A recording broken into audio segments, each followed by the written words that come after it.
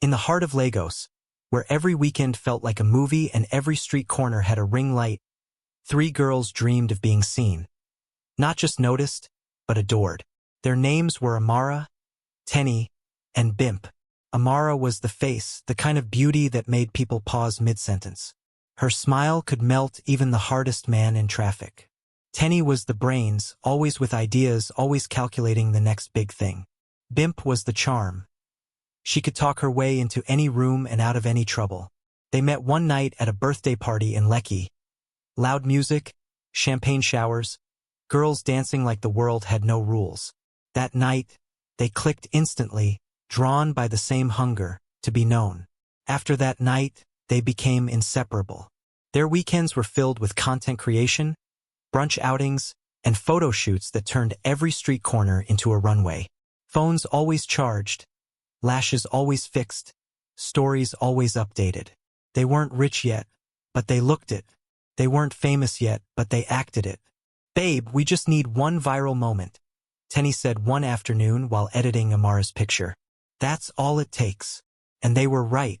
The viral moment. It started with a simple video. Amara had borrowed her cousin's iPhone 14 Pro Max, a phone she could barely afford, but the image mattered more. They filmed a soft life video. Champagne on a balcony. Designer bags, some borrowed, some fake. Captions about working hard, manifesting blessings. They posted it at night. By morning, their phones wouldn't stop buzzing. "Guys, we blew!" Bimp screamed, scrolling through comments. The video had hit 2 million views in less than 48 hours. People called them the iPhone queens. Followers poured in. Brands started reaching out, skincare, wigs, lounge outfits. Money began trickling in too. They had done it. From nowhere, they became someone. The new life. Suddenly, their days had structure. Morning, gym, for content. Afternoon, brunch, for content. Evening, rooftop party, for content. They moved into a small shared apartment in Lekki Phase 1. Nothing fancy, but they made it look like paradise online. LED lights, flower walls, perfume bottles lined up like trophies. Life was finally happening. Amara's DMs overflowed with big men, offering luxury and trips. Tenny started getting brand deals, 300,000 Nigerian Nairas here, 500,000 Nigerian Nairas there. Bimp found her way into Lagos high society, hosting parties, knowing names that opened doors. They had become the life everyone wanted. But behind the filters, things were cracking. Bills piled up. They were spending faster than they were earning, always trying to outdo their last post. Their followers expected perfection, and perfection was expensive. The first crack started small. Amara's iPhone got stolen during a night out. Without her phone, her life vanished. She felt invisible. She begged the others to lend her theirs just to keep up appearances. But they had their own content to make. For the first time, Amara saw the world without filters. The endless scroll of fake smiles and borrowed happiness. One night, she whispered, "Do you think people would still like us if they saw how we really live?" Tenny didn't answer. Bimp laughed it off. "Babe, nobody wants real. They want luxury." And so they kept pretending. The man who promised more. Then came Mr. Kelvin, rich, older, smooth. He met them at a private event and instantly took interest in Amara. He liked her calm, her glow, her ambition. In a city where everyone wanted something, she seemed pure. He promised to invest in her influencing career. He offered her a new iPhone, designer bags, and trips to Dubai. Her friends warned her, "Amara, be careful.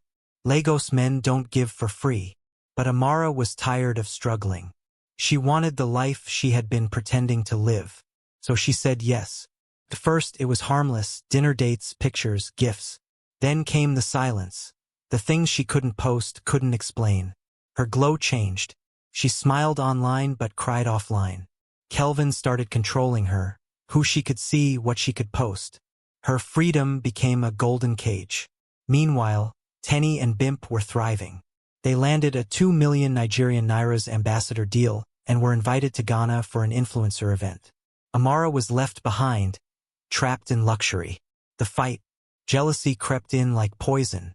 When Amara saw their Ghana pictures, her heart sank. She wasn't just jealous of the trip. She was jealous of their freedom. She accused them of abandoning her. They accused her of choosing sugar daddy life over friendship. Words turned to silence. Silence turned to distance. And for the first time, the iPhone queens weren't together. The downfall begins. Kelvin's promises started fading. The gifts stopped. The calls reduced. He moved on to another girl, younger, hungrier, louder. Amara was left with debts, regrets, and a broken phone. She tried to return to content creation, but her followers had moved on to newer faces. She begged Tenny and Bimp to collaborate again, but things had changed. Tenny had her own team now. Bimp was planning to move abroad. The sisterhood was over. The exposure. Then one night, a gossip blog posted screenshots, private messages, videos, and pictures from Kelvin's phone. Amara's name trended for all the wrong reasons. People mocked her, judged her, called her desperate. Her brand deals vanished. Her face disappeared from timelines. Even her friends went silent. Tenny sent one message. "I warned you, Amara. Lagos will love you today and destroy you tomorrow." And that was it. Her rise ended faster than it began. Epilogue of Part 1. Weeks passed. Amara deleted her Instagram. The silence hurt more than the hate. She started journaling, reflecting on how everything had spiraled. She wrote one line every night. "We wanted the world to see us, but we forgot to see ourselves." The city moved on, but Amara didn't. Every morning, she still scrolled through her old pictures. Perfect smiles, soft light, filtered skin, wondering how something that looked so beautiful could destroy her so quietly. She had become invisible again. The likes were gone, the calls stopped, and the silence in her apartment felt heavier than any insult online. Rent was due. Her landlord had stopped being polite. The friends she once called sisters were busy living the life she had lost. She wanted to start over, but she didn't know where to begin. The return to reality. One rainy afternoon, Amara packed her ring light and wigs into a nylon bag. She carried them to Yaba Market, hoping to sell them for small money. When the trader offered 10,000 Nigerian nairas for everything, she laughed bitterly. "These things used to bring me brand deals," she said quietly. He shrugged. "Madam, market no get emotion." That night, she sat in darkness. No light, no food, just the hum of rain outside. For the first time, she cried like a child. Not because of hunger or shame, but because she finally understood. Everything she had chased was borrowed: beauty, fame, even love. The other side of success. While Amara faded, Tenny and Bimp glowed. Tenny was now the face of a skincare brand, billboards, interviews, YouTube campaigns. Her captions were full of motivation and grace. "Work hard, stay humble," she wrote. But behind that humility was a hunger that hadn't slept. She was no longer just an influencer. She was a strategist, a brand, a woman chasing stability. Yet, her peace was built on a secret she couldn't share. Tenny's secret. The brand that made her famous was owned by Chief Okafor, a businessman in his 50s who liked to mentor young women. At first, Tenny thought he truly saw her potential. He gave her money for content, helped her register her company, and invited her to business dinners. Then one night, he said something that made her skin crawl. "You're smart, Tenny, but you know success in Lagos is not free." That night, she didn't sleep. She stared at her reflection in the mirror and whispered, "Is this how it starts?" She remembered Amara's story, how quickly it all fell apart, and fear began to creep in. But she was in too deep. The brand depended on her face, and the man behind it depended on her silence. Bimp's world. Bimp, on the other hand, was living like a star. Her events were full of influencers, artists, and business moguls. She had become the social plug, the girl who knew everyone. But fame came with its own hunger.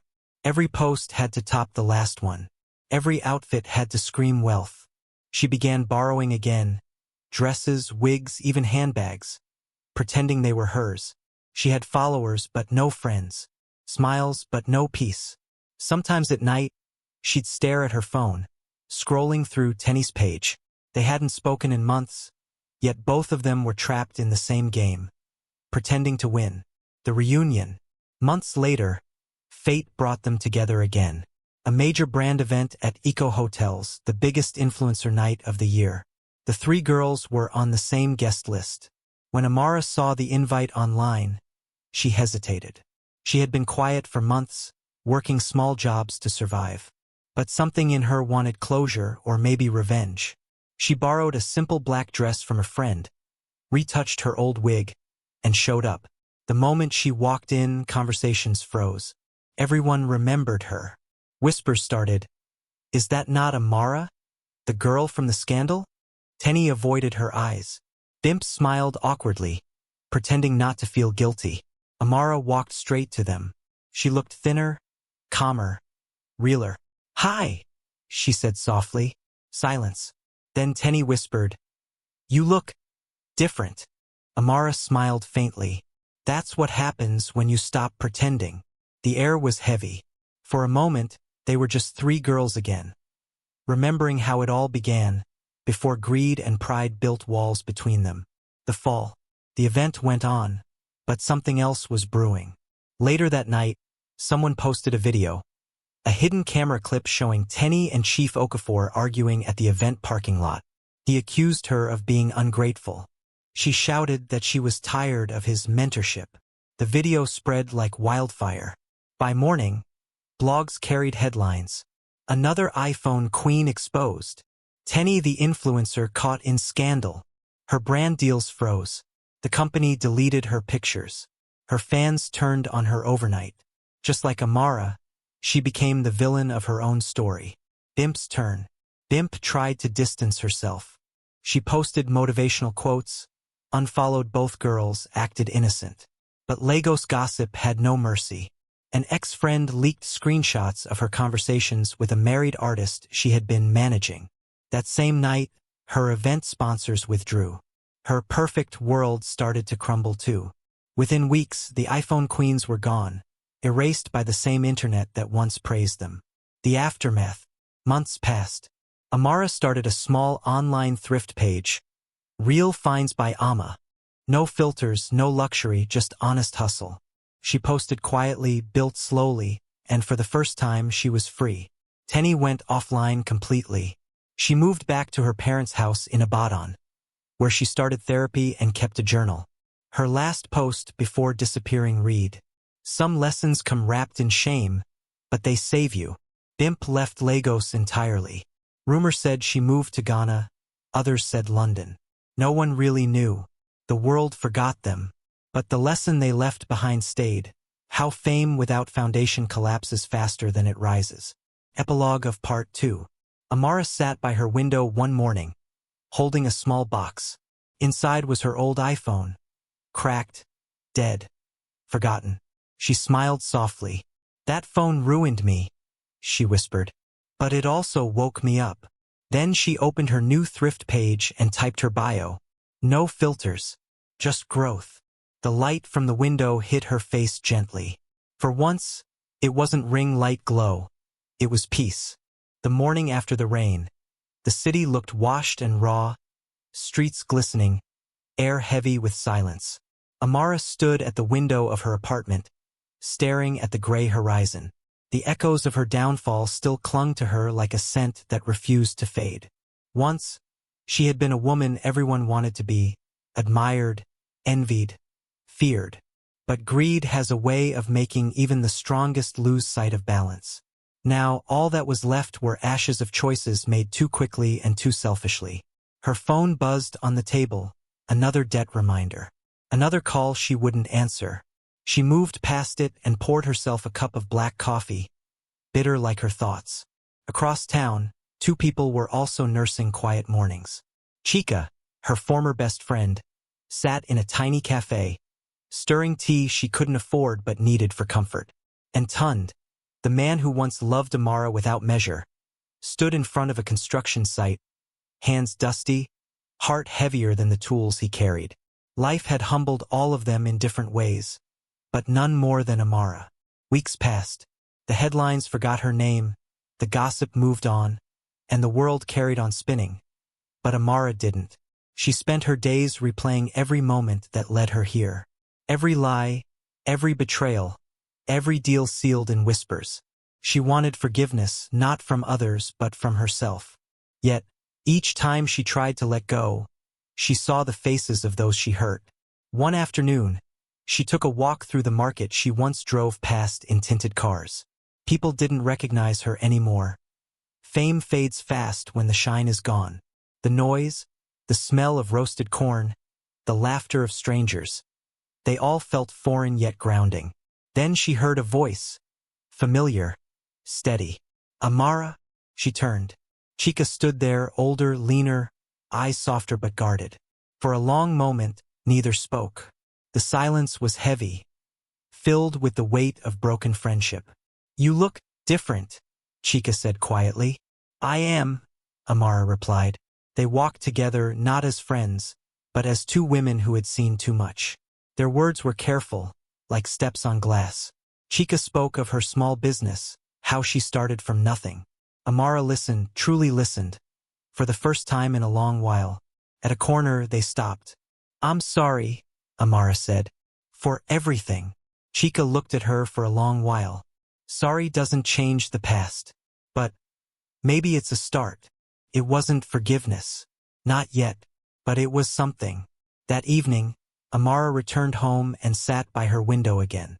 The same view, the same silence. But this time, her heart was lighter. She picked up her journal and began to write. Not about her fall, but about lessons. About people.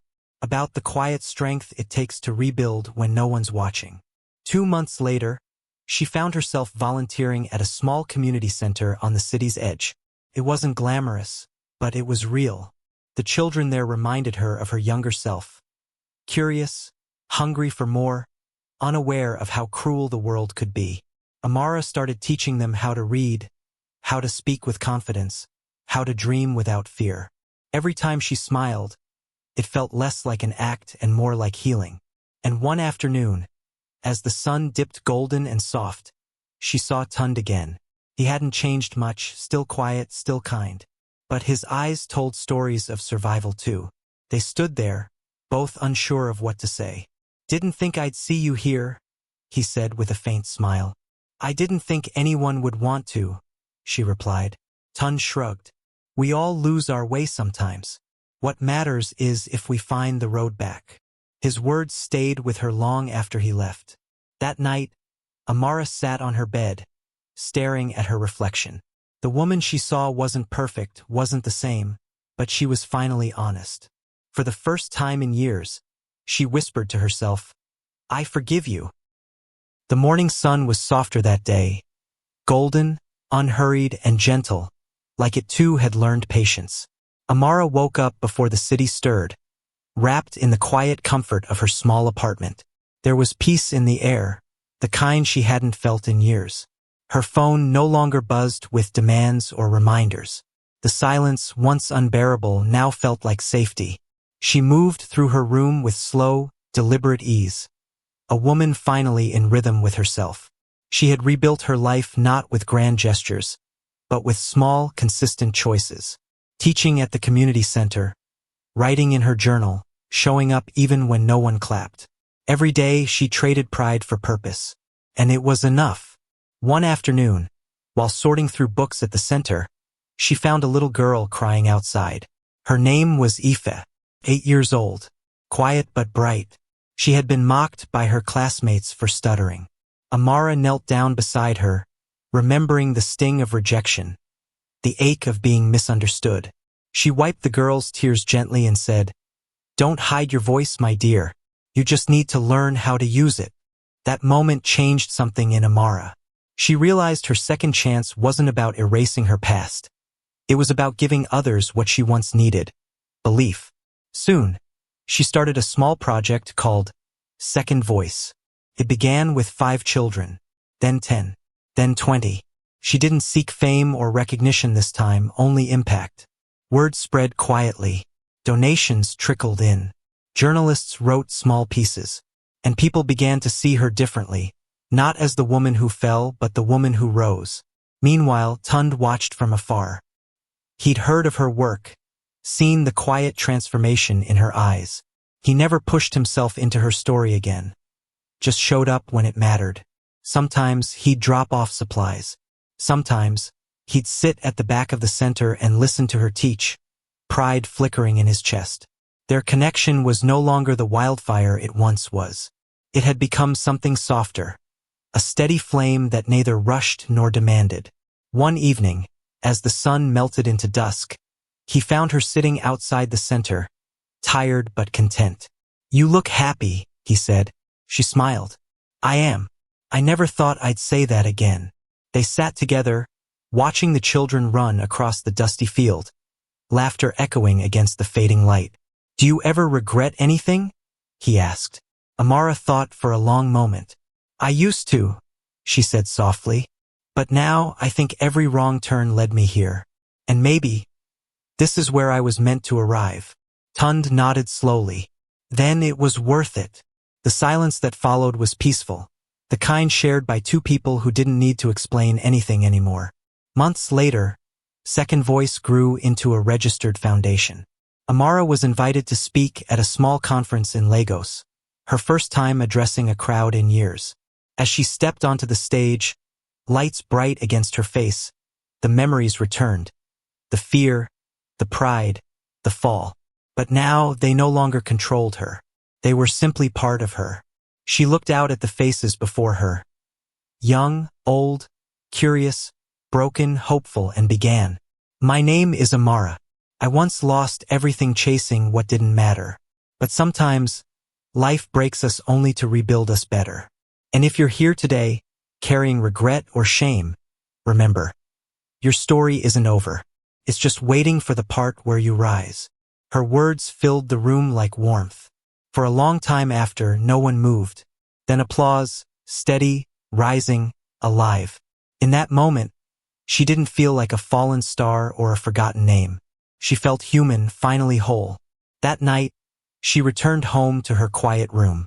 The city outside pulsed with life, but her peace came from within. She lit a candle by her window, opened her journal, and wrote only one sentence. "I am no longer afraid of my own story." The flame flickered, golden and calm. In its soft light, Amara smiled. Not because life was perfect, but because she finally was. And as the night deepened, the city slept, unaware that somewhere in its heart, a woman had learned how to begin again.